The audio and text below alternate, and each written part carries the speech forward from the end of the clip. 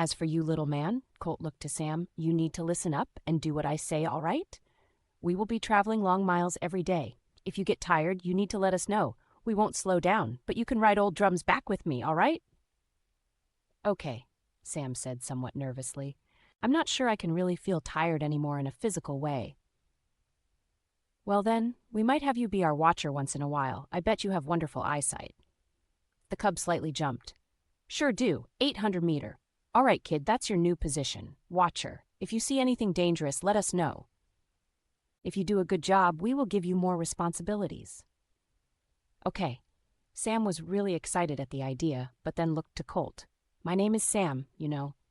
Yes. Well, in the herd I'm from, you have to earn a name.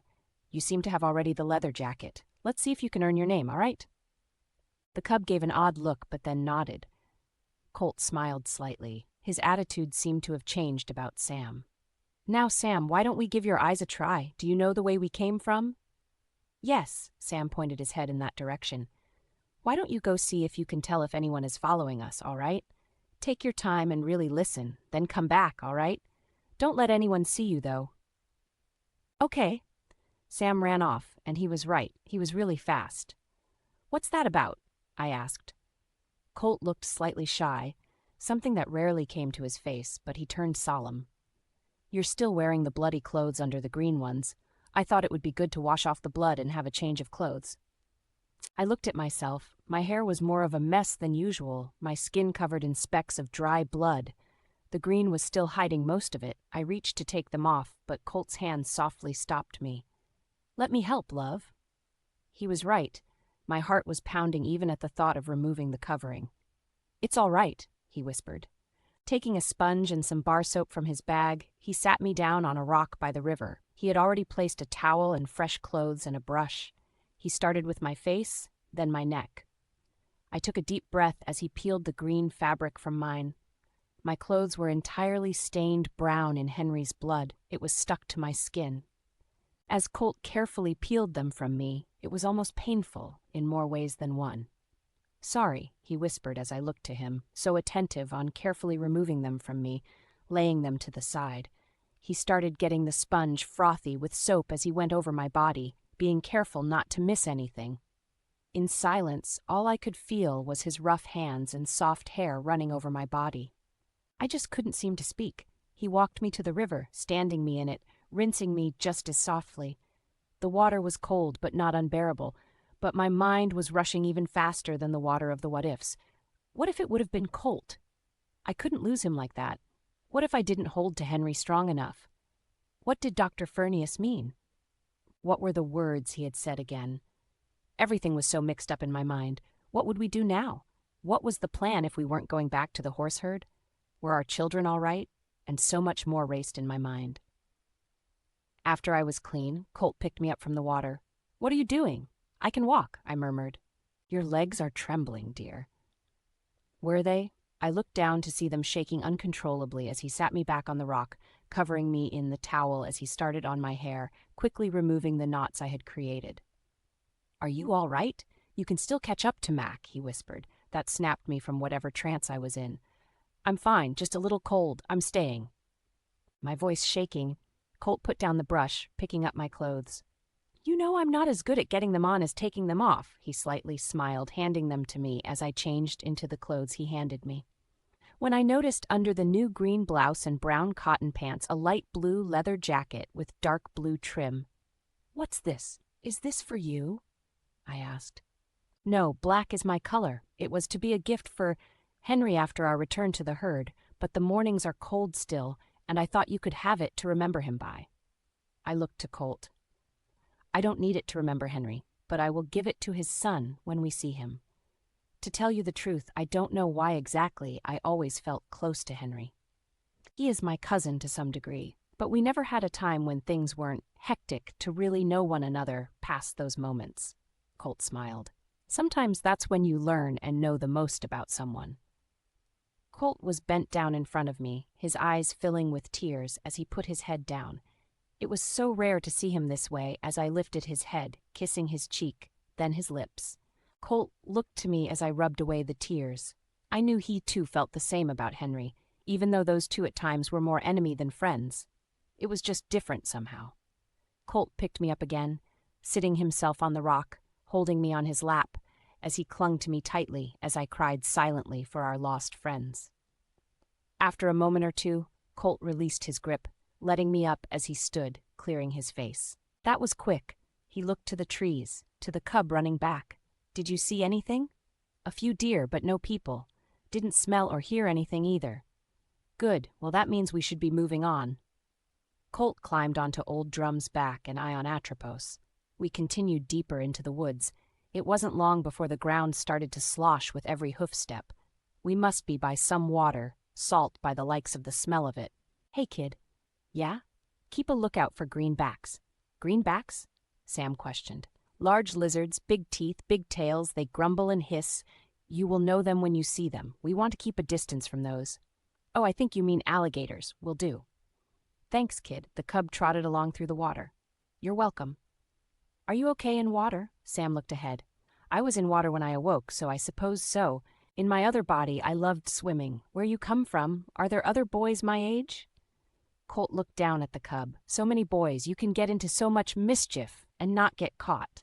And he left it at that. I smiled to Colt.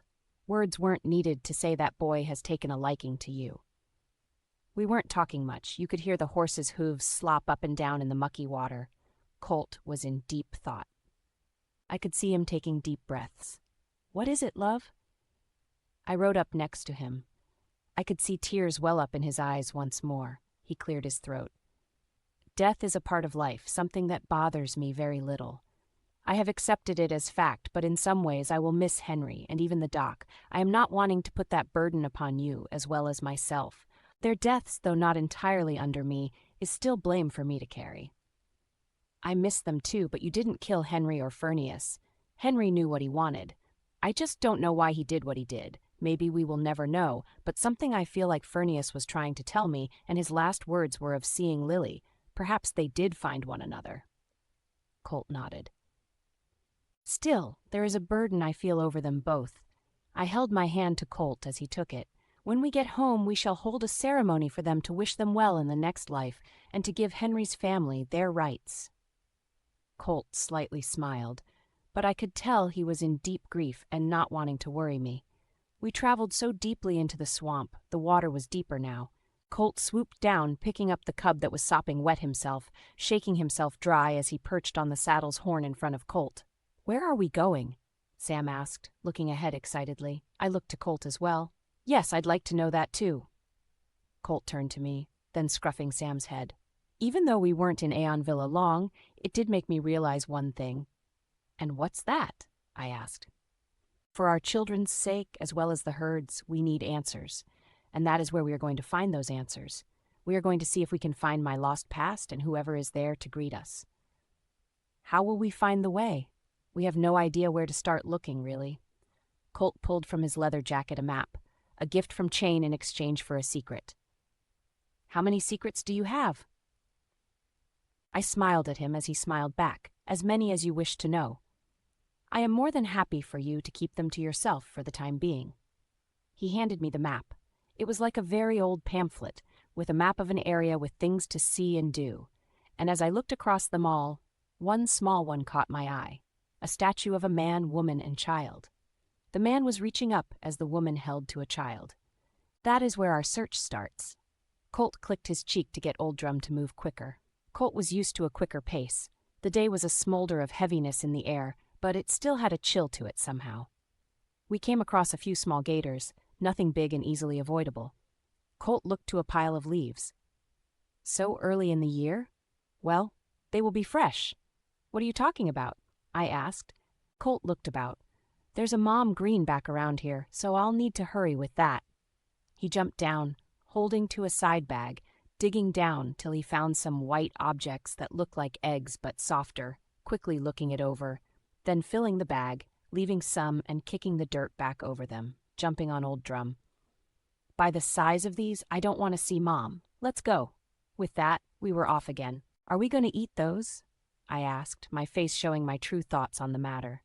Colt looked to me. These are great, full of protein. You can't tell the difference, really.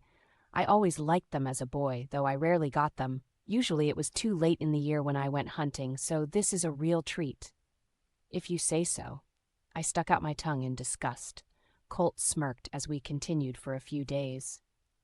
Indeed, when we stopped to eat, he cooked the eggs, sucking a few down raw, which made me want to gag. As much as I loved him, this was just yuck to me, but the eggs cooked were not as bad as I thought they would be. Sam smelled them in the pan, shaking his head. Do you eat? I don't think so, at least not right now. I can't explain it, though it's been days. I am not hungry. I feel full, like something is feeding me. Well, just let me know if you get hungry, Sam. I will, but even if I was, I wouldn't eat those. Colt and I slightly chuckled. We set up to rest that night, just simply our roll-out sleeping sacks. The night had been unbearably humid, the ground moist and sticky. It felt like I was drowning in the sleeping sack, but with the bugs, it was better to be in than out at night. But the tiredness had eventually gotten to me, and I fell asleep looking to Colt, just sitting in his own stillness, looking toward where we had come from. Perhaps he was thinking of our children. Our daughter would now be able to sit up on her own. How I wished I could see her now.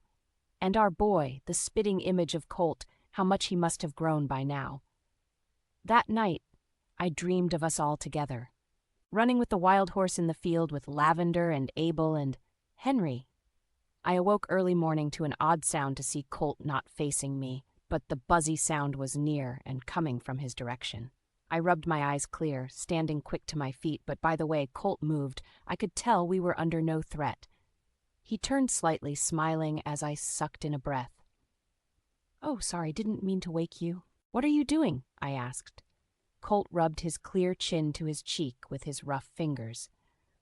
I figured it's best before we keep going to keep our status on the low, and I'm sure there are some looking for us that weren't part of the town itself. The beard would be a clear whistle in the wind, so it had to go. What do you think? I slightly turned my head as I put my hand up to his firm, slicked face. As he put his hand on top of mine, I couldn't help but smile. It was like seeing the past, but only the wonderful parts. I like it. But how do you like it? I know it meant a lot to you. It was an important part of the culture we live, but there are some benefits. He pulled me closer, kissing my hand, then my neck, all the way to my lips. He was right. I always was tickled by his beard. Where's Sam? I whispered through the kisses. It's okay, I sent him ahead, breathing heavily into my ear. We had a late start to the morning, now noon. The heat was hotter than before, and the air heavy once more. We walked the horses through the rest of the marsh-like sanded ground till we hit a black road. Getting up on the horses, we could see ahead a large amount of water. It had to be the ocean. Something I had never seen before, other than pictures. It was to our right, and there was most definitely something large up ahead. As we made our way toward it, we could see it more clearly, and we were oddly shocked that we had found a statue to the description of what Harltz had spoken, and it appeared the same as the one on the map. Colt looked to the flowers upon it. Fresh, probably yesterday's laying out from the looks of it. The tracks will be easy to follow. Whoever it was doesn't seem to mind the idea of being tracked. In fact, it almost looks intentional. Seems like it has a large animal by its side, perhaps a large cougar. Doubt it will take kindly to the horses, so no reason to wait around here. Whoever left them, and from the looks of things, it was a lone man, quite large with his pet. He won't be back for a while. Colt looked around to the other side was an old building covered in vines. Harlt's eyes must be somewhere in there. Should we go take it down? Just then, the lion cub came from the building's direction. Hey, Sam, find anything? Yep, 3 cameras. 2 were no longer active, but the third I ripped the cords up good, and the power light went off. Good job. Keep it up. Yes, sir, best stay close for now. I think it won't be long before we will come across some others. The waves were lovely to listen to as the horses trotted on the black road past a maze of many rust-covered cars. There was rubble here and there, but for the most part the area seemed different somehow. The greenery was so lush, vines towered over buildings. I just couldn't put my finger on it yet. As Colt predicted, we had only gone a mile or so. In the direction of the tracks we had seen when we saw a large bridge, both sides was the sea crashing about. At the front of the bridge was a man, old in stature but very muscled, no beard, just long, dirty blonde hair down his neck. His clothes were extremely clean, a white cotton shirt and pants. Not what you would expect for this place, or a loner. He seemed to have no weapon on him as we drew near. He held his ground. "Too small," Colt whispered to me.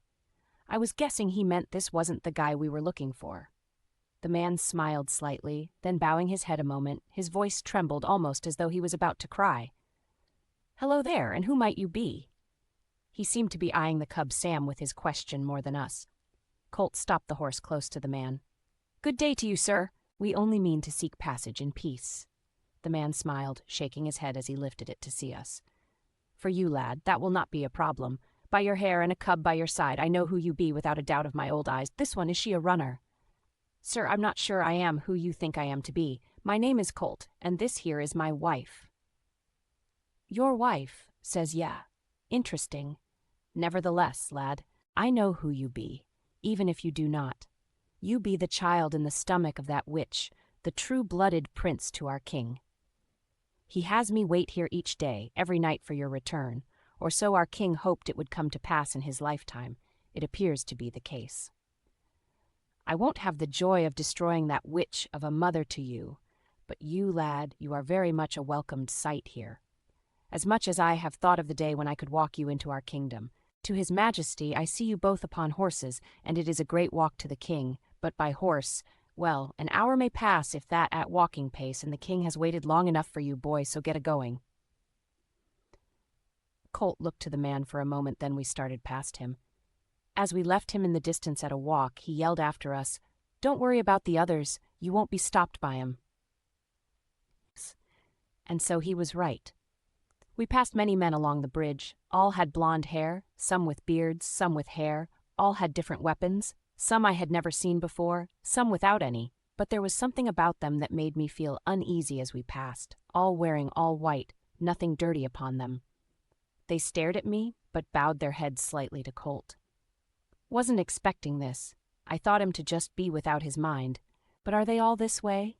he whispered under his breath toward me. Neither was I. This is strange, to say the least. Sam, on the other hand, was quiet, walking alongside us. Perhaps Colt had told him not to speak, but the horses seemed uneasy about the area. Eventually we made it to the other side of the bridge to yet another man. This man was wearing a mask, holding a long white stick with the head of a lion carved at the top. With colorful rocks hanging from it by leather strands from the carved mouth of the lion, smoke softly floated into swirls. The man had an odd smell about him. It was a musky smell, but also a lot like rosemary. "The day has finally come for us to welcome you, great prince. Let us welcome you to your true home and kingdom.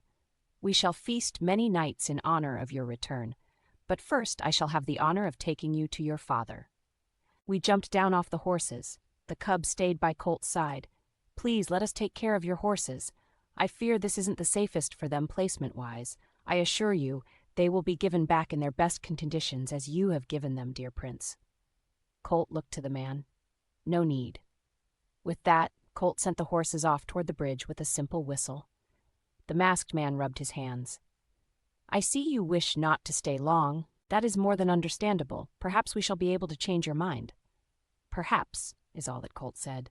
Then the masked man turned his attention to me. "You girl, you are not from here, nor are you a runner. Who are you?" "She is my wife, and you shall speak to her more kindly." "I see, my apologies. Well then, that is of great importance. I shall take you both to the king." The land here was like a forest, but the ground of sand and many vines stretched in all directions. There was a large rock wall.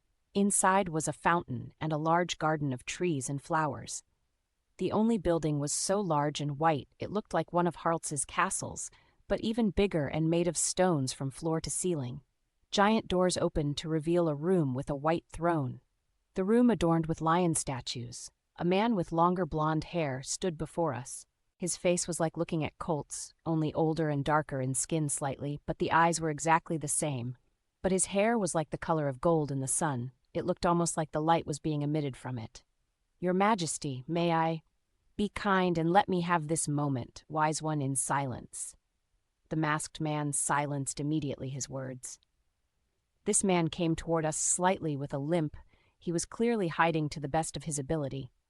He, too, was in all white cotton. He came straight to Colt, then stopped for a moment. Colt straightened himself, as did the man. All was silent. Then the man spoke. "Look at you." His words were that of one astonished and proud. He looked Colt up and down, tears in his eyes. "I know more than you, that you more than likely have no wish to have an embrace from me, but may I ask for a handshake from you?" The man's words were trembling as he spoke them. Colt was silent, looking almost past the man, like he was in shock himself. Eventually, he put his hand out. The man grabbed his arm strongly, but with a gentleness. "It's a start," his voice cracked.